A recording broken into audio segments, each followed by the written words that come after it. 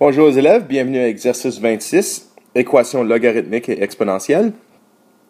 On va vraiment aujourd'hui répondre des équations dans la première partie où il y a des logs, puis on doit répondre pour x à l'intérieur d'une équation qui a des logs dedans. OK? So, on va utiliser les lois des logarithmes. Si vous vous en souvenez, quand il y a une soustraction, une différence de logarithme, on peut réécrire ça comme un quotient des arguments. So, ça va être le numérateur, ça va être le dénominateur. Right? Remarquez qu'ils ont la même base, so on peut mettre ça ensemble. Alors, qu'est-ce qu'on va avoir? C'est qu'on va avoir log base 2 de x moins 2 sur x. OK? Égale log base 2 de 3. Okay. Si vous vous en souvenez, dans la partie exercice 22, on faisait les équations exponentielles. Je vais juste écrire ça de côté ici. Disons qu'on avait 2 exposant x plus 1 égale à 2 exposant 3. Bon, on pouvait dire que cet exposant-là était égal à exposant-là.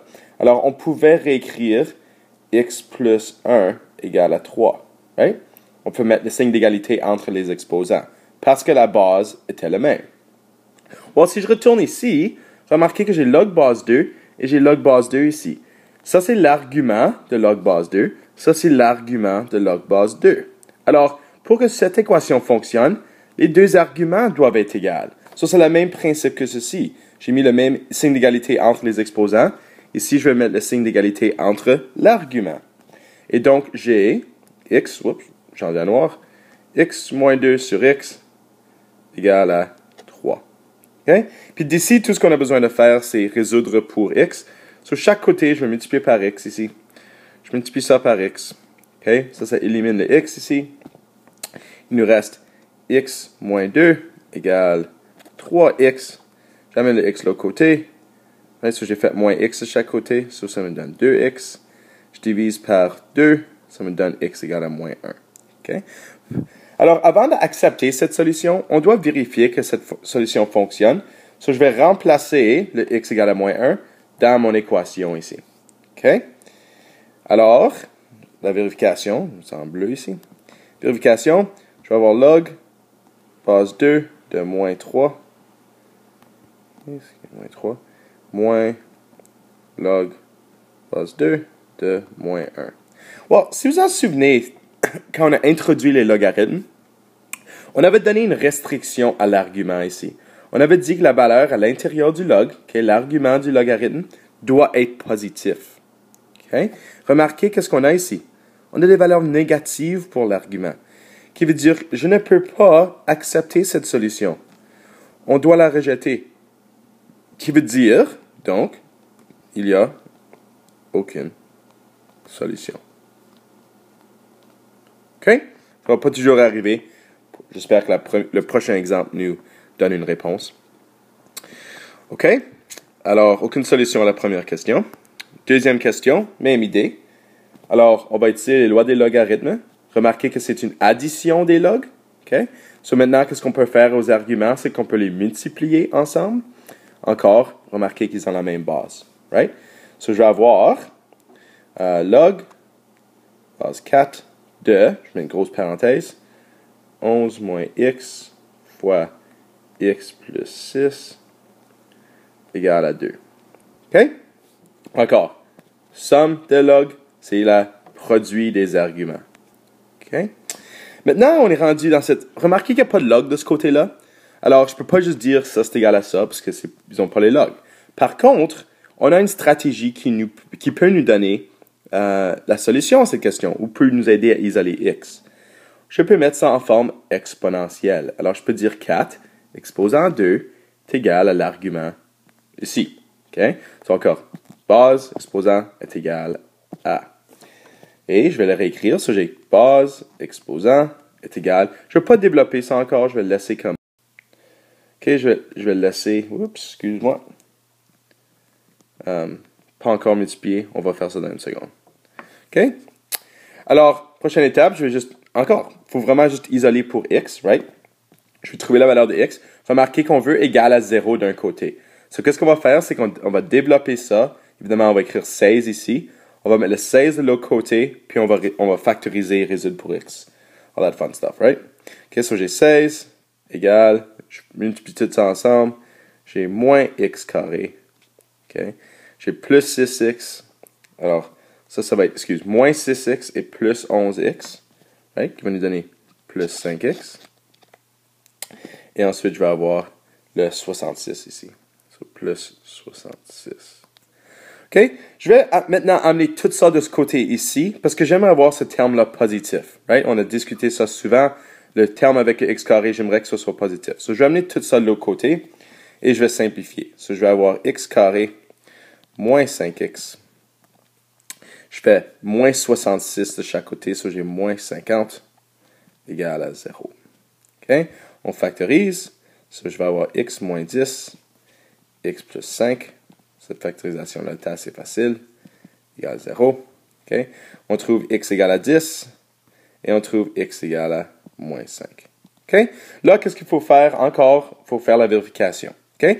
La vérification, c'est aussi simple que faire ceci. Je vais mettre le x égale à 10 là-dedans. C'est quoi 11 moins 10? C'est 1. Ça fonctionne. OK? Si je mets 10 là-dedans, je vais avoir 10 plus 6. Ça, c'est positif. Ça fonctionne aussi. OK? So, on peut prendre pour acquis, d'après que je n'ai pas fait de faute, que cette solution-là fonctionne. OK? Maintenant, je vais vérifier le x moins 5.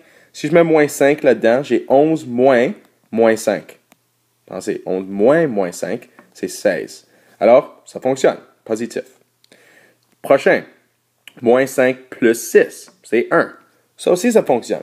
Alors, dans ce cas-ci, on peut accepter les deux solutions. Et voilà. OK. Exemple numéro 3.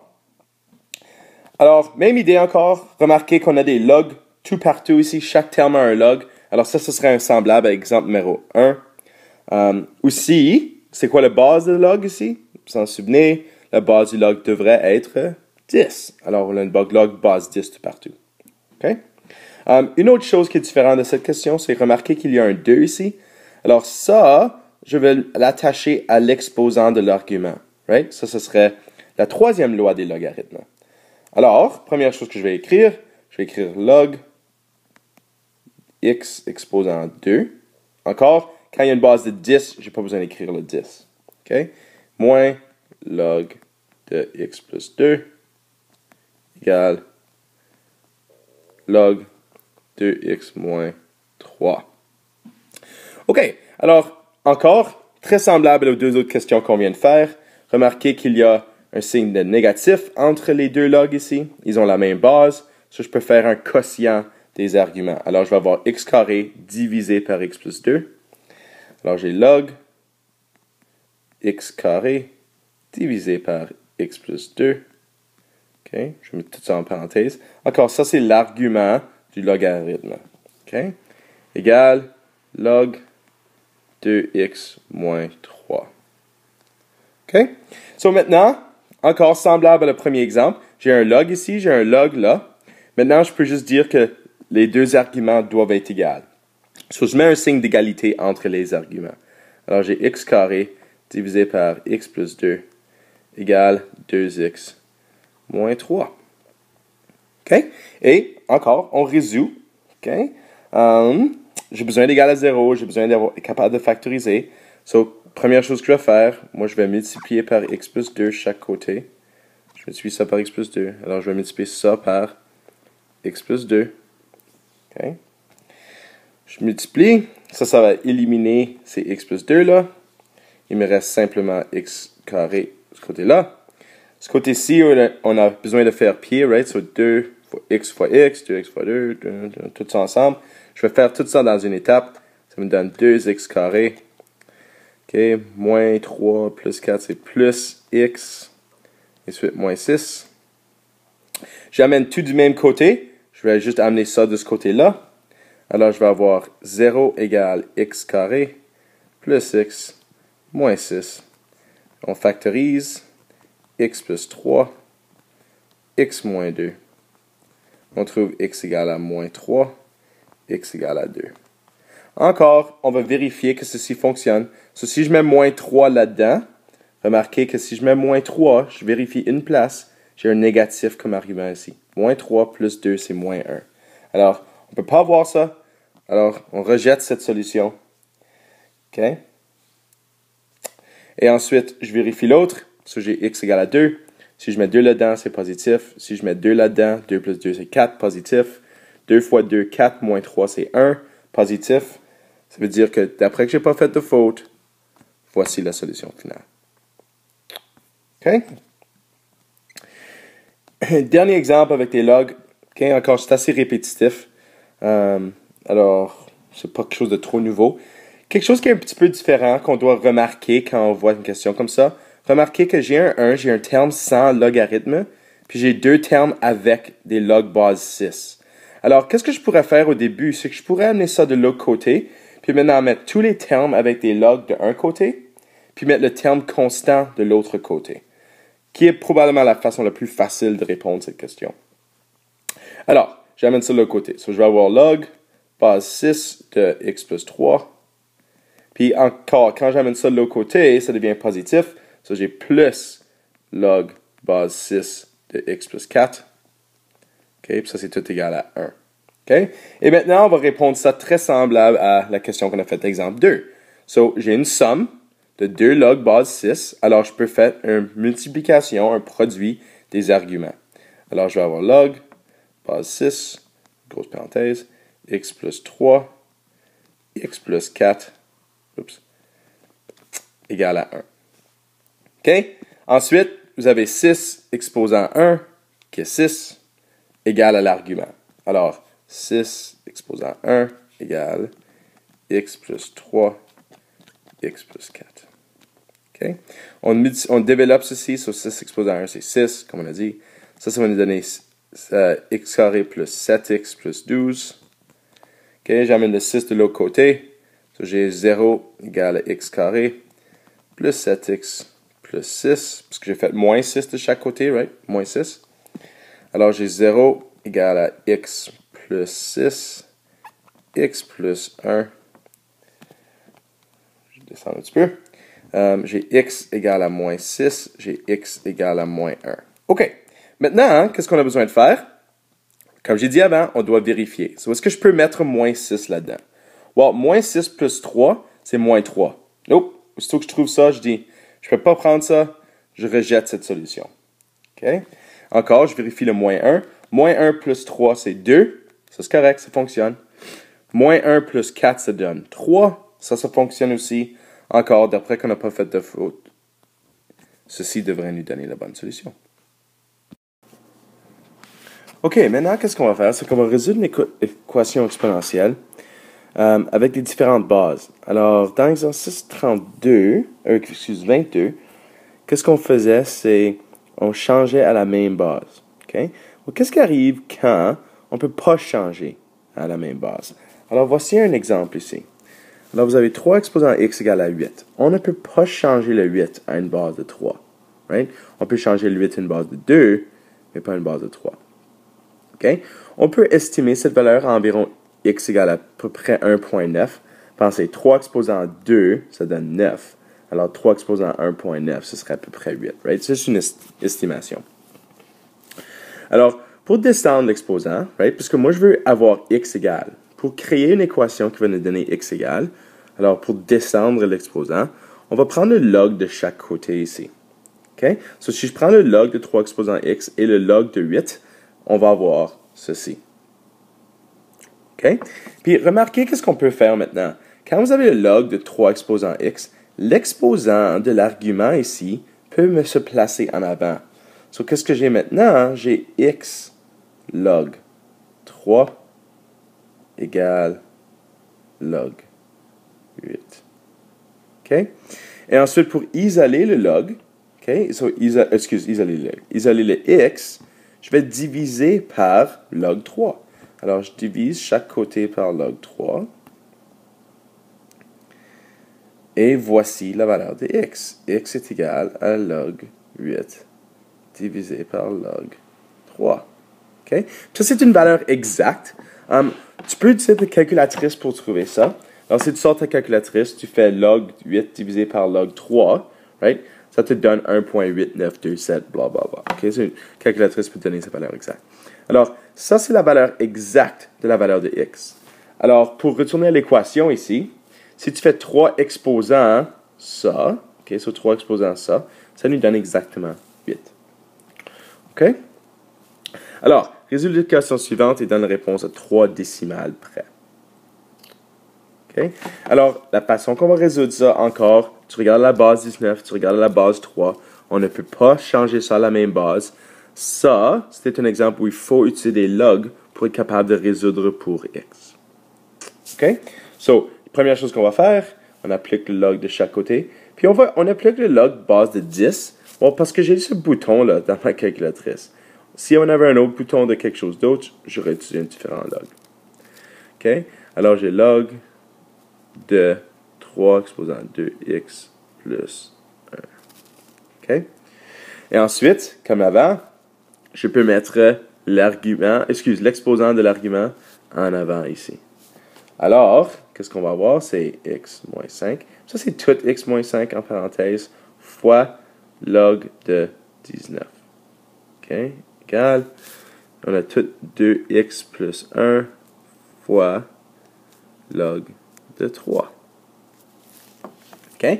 Alors, maintenant, je vais utiliser la distributivité. So, je vais faire x fois log 19 et moins 5 fois log 19. Alors, marquez que log 19, ça, c'est un chiffre. Right? Si tu rentres dans la calculatrice, ça donne à peu près 1.1. Alors, log 19, ça c'est 1.1 fois x fois 5. Même chose ici. Log 5 fois 2x, log 3 fois 2x, log 3 fois 1. Qu'est-ce que ça nous donne? Ça nous donne x, log 19, moins 5, log 19. OK? Égal. J'ai 2x fois log 3, c'est 2x log 3, plus 1 fois log 3, so log 3. OK? Qu'est-ce qu'on va faire maintenant? C'est que remarquez que, encore, la variable c'est x. Right? So, je vais mettre tous les termes avec x ensemble, puis je vais mettre tous les termes qui n'ont pas de x de l'autre côté. So, peut-être qu'est-ce qu'on va faire? On va amener tous les log x de ce côté ici, ou les x, et tous les termes sans x de ce côté-là. Alors, je vais avoir x log 19 moins 2x log 3 égale 5 log 19 plus log 3. OK? So, qu'est-ce qui arrive maintenant? C'est que chaque terme ici, ça c'est encore des numéros. 5 fois 1.1, c'est comme 5.5. J'estime. Il faut encore isoler pour x, right? So, qu'est-ce qu'on va faire? Notre fameuse factorisation ici. Alors, on factorise x. Log 19. Puis, je factorise x de ceci. So, qu'est-ce qui va rester? C'est moins 2 log 3. OK? Égal 5 log 19 plus log 3. Et ensuite, encore, je vais complètement isoler pour cette valeur-là. Je vais diviser tout ce côté-là par cette parenthèse. Puis je vais faire la même chose de l'autre côté. Alors, je divise ça par log 19 moins 2 log 3. Je divise ça par log 19 moins 2 log 3. Et tout ça, c'est éliminé. Et finalement, qu'est-ce qu'il nous reste? Il nous reste x. Je vais mettre ça en rouge. Il nous reste x égale 5 log 19 plus log 3 divisé par log 19 moins 2 log 3. OK? Alors maintenant, je vous invite à mettre ça dans ma calculatrice. OK? Et de trouver la valeur. OK? OK, alors, quand vous aurez rentré ça dans ma calculatrice, vous devriez avoir trouvé 21.173.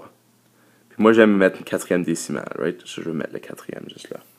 Faites certain que vous êtes capable de rentrer ça dans ma calculatrice. N'oubliez pas que c'est probablement une bonne idée de mettre une parenthèse là, comme numérateur, et ensuite une parenthèse ici, quand vous rentrez dans la calculatrice, pour assurer que vous divisez tout le numérateur par tout le dénominateur.